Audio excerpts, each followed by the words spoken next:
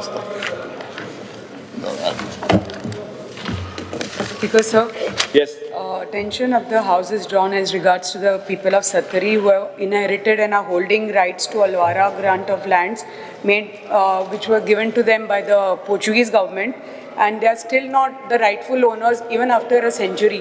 Speaker sir, 2 मिनटां मातशें please उलोवपा दिया ह्या विशयाबद्दल. 2 वर्सां जाले ह्या विशयाबद्दल हांव फॉलोअप करता. But we have still not reached any decision, and nor the government has reached any decision on this.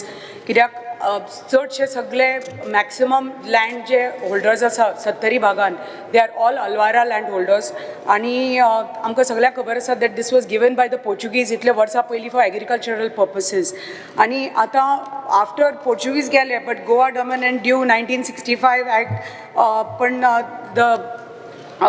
the laws are still not very clear, the title holder is still not very clear, and the landholders are in a state of legal uncertainty.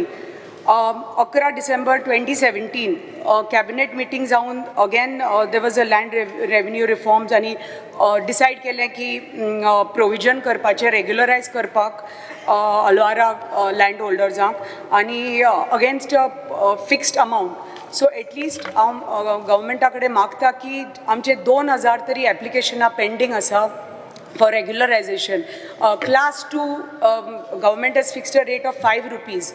But all these applications are pending either with the collector, under secretary or secretary revenue. Yes. Last 2-3 वर्सां जालीं हांव follow up करता.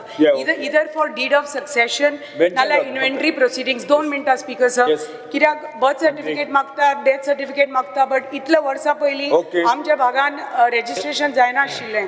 Speaker sir, I assure the honourable member